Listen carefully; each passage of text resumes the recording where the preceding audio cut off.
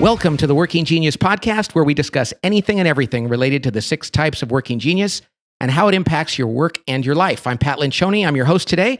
I'm joined by the regular crew of Cody Thompson. Hey, Cody. Hey. Tracy Noble. Hey there, Pat. Tracy. You're sitting in the little chair today. Looks like a child's chair. It's very low. And Matt Lencioni. How you doing, Matt? Good. So, Cody, what's our topic today? It is understanding discernment. That's right. We're going to actually dive in for the first time into one of the 6 types of working genius that is probably the most layered and complex or nuanced. Really important to understand this, and it's going to be fun to take it apart. And I think it's actually one of the most fun to talk about for that reason. It's definitely layered, and it's got all these sort of interesting nuances. And even as we spent time sort of crafting the assessment and describing what people are like with this, it seemed like the most fun one because there's all these little crevices and crannies that you kind of have to explore to understand it. And it's not something you see somebody doing it externally or physically and you go, they're good at that. Mm-hmm. And so, and I think actually when we came up with the model, this was one of the more important discoveries, is that teams really need this genius. And some people have it, some people don't, and that's fine. But if a team is lacking it, or if a person is lacking it and they're not going to others to help them with it, they can really miss out. Yeah, and it's related to a couple of podcasts ago when we talked about the 3 stages of work, earlier on in this podcast, because it's the first stage of the activation thing, where we've talked a lot on this podcast about the loop between invention and discernment, where it's this sort of refining process of ideas or initiatives. And it doesn't happen. I think one of the main distinctions we try to make when we talk about this with people is that it's not about industry expertise or not area expertise. Yes. If a person doesn't have discernment, it doesn't mean they're not smart or wise. It just means, or it doesn't mean they're not knowledgeable. In fact, some people will say, but I have great discernment. I'm an expert in my field and I know all the data, so I can discern any question you ask me. And that's not what we mean by discernment. What do we mean intellect. by discernment? Right, Tracy. Well, for discernment, I would say it's more about intuition and instincts more than anything. Right. Gut feel, yes. Pattern recognition, being able to process lots of variables. It's not linear. That's right. You can't really explain it. It's a person that they have a really good sense, and oftentimes we don't know why. Mm-hmm. And yet it's demonstrated over and over again. And we've talked many times about Tracy here sitting in the little chair and having great discernment. And what's the evidence of that? Whenever we make a decision about just about anything at work or in our lives, we turn to Tracy and say, what do you think? Mm-hmm. And oftentimes it's not something she has expertise about, but she has really good judgment and intuition about what we ought to do. And when Tracy says, I feel really good about this, all of us feel very confident that it's the right thing. Yeah. And I love when people come to me and ask for my opinion. That's one of my favorite things to do. Right. And it's often about things I know nothing about. Right. But I love offering my opinion because I could just see things and figure it out. And I get it in my gut. Right. How many houses have you bought in your life, Tracy? 2? 2. Right. Yes. Yet when we buy a house, and not that this happens very often, if Laura and I are doing that, she doesn't say, go ask Tracy. She's bought tons of houses. Right. She just says, ask Tracy what she thinks, because we know Tracy's going to go, my gut tells me this is not a good decision, or this feels really good. That's and right. we value that. And we've been doing this for 24 years at the Table Group, and I've been counting on your intuition, your discernment for a lot here. Mm-hmm. Yeah, there's also something really interesting that goes on where when you have more than one discerner in a conversation, that it's sort of additive. Yes. So I work really closely with Tracy, and you were out a week ago or 2 weeks ago. And I legitimately felt like I was flying blind on a few things. Yeah. Because I have discernment too, but when I would think something and then Tracy would confirm it was like, oh, okay, there we go. We have the answer for this. And so it was like the second part of my brain was missing. And there's some additive level of when a couple discerners are agreeing on whether this will work or not work, then you're on the right track. Right. And I think that you're right, that people that have discernment value other people's discernment too, especially if they're in another area. Like I'm at invention and discernment, but when I'm inventing, I need somebody who's really focused on, when I'm writing a book, Tracy is my editor, not a copy editor, not looking for typos. She's the one who reads it and goes, this doesn't make sense, or I really like this character, or I don't like this character and I don't think that's how he should be. I really trust that. So when I'm inventing, I need her discernment to kind of complete the picture. Yep, that's my favorite time of year when you're writing a book. In fact, you're writing one now. That's right. But you're so busy. I know we're storing up a lot of editing time right now. I know. And so this is one of those things that if you don't have it, Now, some people struggle with that at first because the word discernment seems like just a generally positive thing. Like, do you have good judgment in life? And what we mean by this is not, discipline and good common sense, but do you have that instinctual, intuitional ability? And some people just don't. Yeah. I find it interesting that a lot of the teams and companies that we work with or that we've rolled this out to, they seem to contrast data and intuition as if they're fully separate. Right. And they're not. I mean, discerners use data, but they don't let data be the primary driver of the decision-making process. It's informative, Yeah.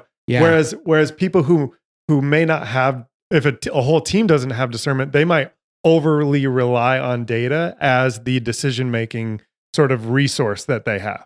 That's so funny because in my career, and I think in my personal life as well, when somebody shows me data, but it doesn't make sense to me, I'll say, I don't believe that data. And they'll go, what do you mean it's data? But sometimes it's true. It's like you look under the covers and I trust my gut much more than I trust numbers. Statistics. I've been that way too. And it's so funny because the reaction is so stark. It's not that I distrust all data. No. I just distrust any data that doesn't seem to match what my intuition says. Exactly. And I'm fine to be proven wrong, but that's also part of the process is to go, oh, okay, there must be more variables here that I don't understand. Right. That's why it's that sort of the layered pattern recognition. And if there's one outlier, you're going to hone in on the outlier and go, until I rectify that thing is an outlier, either I need to rectify it, otherwise it's not going to sit well with my intuition. And teams need people with discernment because data alone doesn't tell the story. We talked to somebody recently, Cody, right, that they had an entire executive team and almost everyone on the team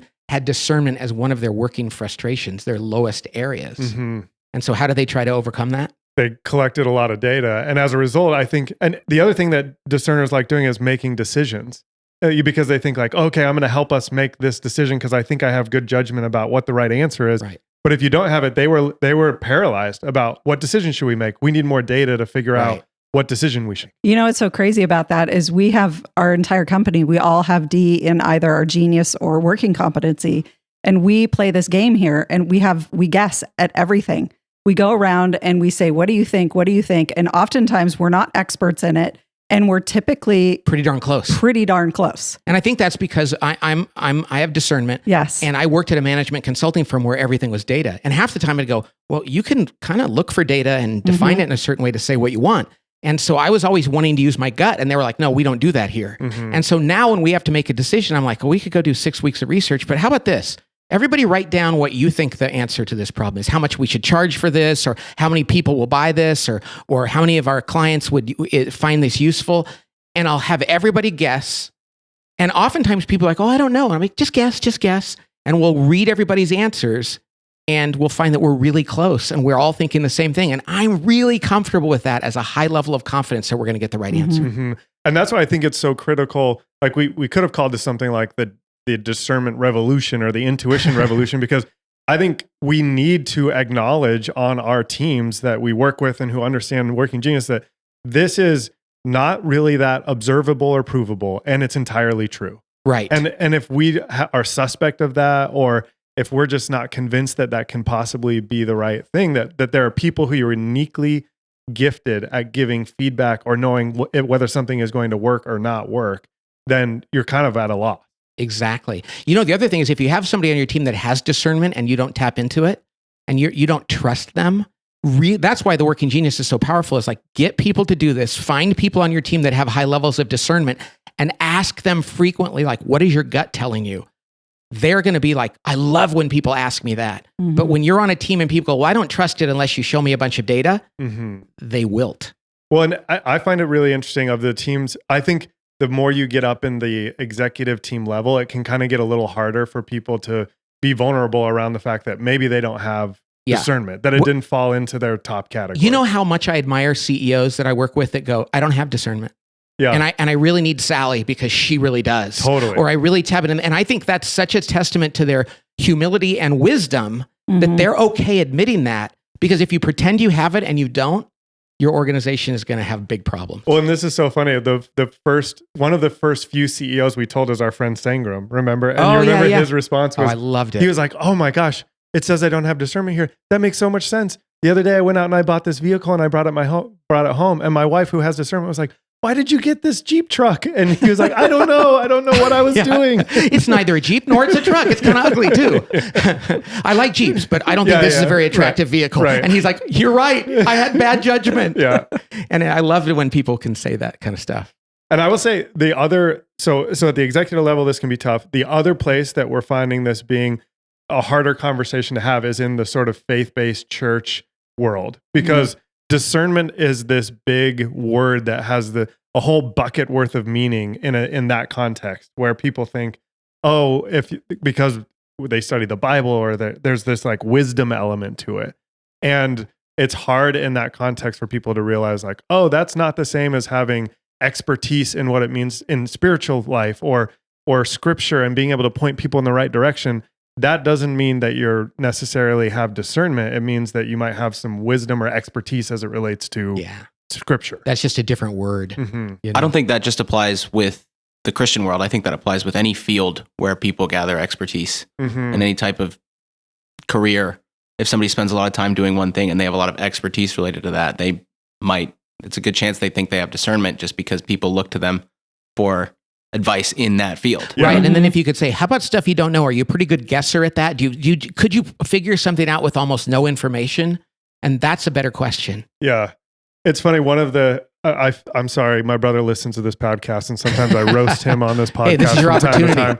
But he's a great guy. But one of the ways I try to explain this to people is my brother, who loves being outdoors and is great at all adventure related activities. He's like a great skier, and he worked at the North Face and knows all this stuff about gear and anything you need outdoor.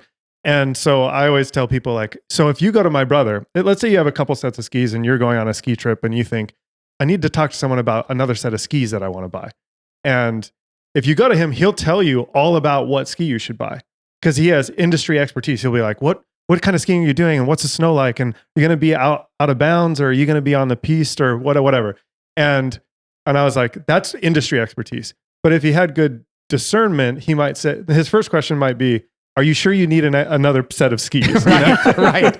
And that's a little different because you're like, you're putting your own judgment into that thing. It's not just expertise. It's a different perspective. Mm-hmm. Hey, Matt, remember you and Tracy when we were coming up with the questions for the assessment, and how we really worked hard to make these questions specific to discernment. Because if you just go up to somebody and say, do you have discernment? They say yes. And if they knew that we were asking them a question about discernment, people were answering yes, yes, yes. And we knew people who had no discernment as it was demonstrated in their life, and they were answering. So we really tweaked these questions In fact, hard. my son was part of our test. He was a guinea pig for us. And I love him to death. He does not have discernment. And he kept on testing really high in discernment. And it's because he was misunderstanding it as having expertise. Right. Well, because he's really smart. Right. Yeah. He's really smart. He's smart, but it was crazy how he was misinterpreting. But he doesn't have the D. Yeah. He And does like you were not have saying, the D. before we refined the questions to really get at the heart of the issue, it sounded like we were asking, are you smart? Correct. And that's not what this is. It's Right. not about intellect. Not at all. Not at all. And it's a great thing because when you talk to somebody who has discernment, we have somebody in our company who has discernment, and she does not have a lot of school background or even knowledge in our area. And I've said to her recently, it's like, you really have good judgment around these things. Mhm. Where did you get that? She's like, I guess I have discernment, which is wonderful because Mhm. that's something you want to tap into. Yeah. Mhm. And so that's what discernment is. And it's okay not to have it as long as you tap into other people to do. If you do have it, it's really nice to be recognized for that because you'll get asked to use it a lot. You know, we do something on our podcast that we're going to start doing again, and that's we're going to do commercials, unpaid commercials for fun things that we like to talk about. And today we're going to do a fun commercial for a company, but it's a little bit self-serving. Cody, what's our commercial for today? Yeah. So Clear Channel, and to reiterate, no one pays us to do this. Clear Channel is a airport billboard advertising agency. Well, and they have billboards everywhere. Right. Yeah. Mhm. And we just happened to engage them just the last couple months because we put billboards for the Working Genius in 6 different airports across the country. And Clear Channel was good to work with. They were great. Yeah. Yeah. And so but we tell you this so you can know that there are billboards for Working Genius in Oakland, San Francisco, Denver, Nashville, Midway, Chicago, and Atlanta. And so we'd love to hear, take a picture, send it to us if you see one of these. Yeah, if you're traveling and you come across, we send it to podcast@tablegroup.com because we'd love to see them. We have a few photos already and we're kind of geeking out over them. And while you're there, scan the barcode and go to the Working Genius website. So that's right. By the way, there's something else we want to tell you, and that is if you're thinking about gifts for people for graduation, giving them a Working Genius assessment is fantastic. It's better than tie, better than cologne. It's going to help them if they're getting out of school and taking a job, even if they're getting out of high school and they're going to college. Understanding their geniuses might very well help them figure out whether, biochem is the thing they want to do versus creative writing. And for a quarter of the cost of one of those luau necklaces that has dollars imprinted into it, you could tell them what they should do with their lives. And it takes 15 minutes to do, so they're actually going to do it. Yeah. So our commercial is for the Working Genius assessment. Go ahead and give it to people for graduation. We want to thank Clear Channel. They're a great company if you ever need to do advertising. And if you see one of our ads in an airport, clip a picture of it, send it to us, and it would be great. Okay. Thanks for talking to us, everybody, today about understanding discernment. We'll look forward to talking to you next time on the Working Genius podcast. God bless.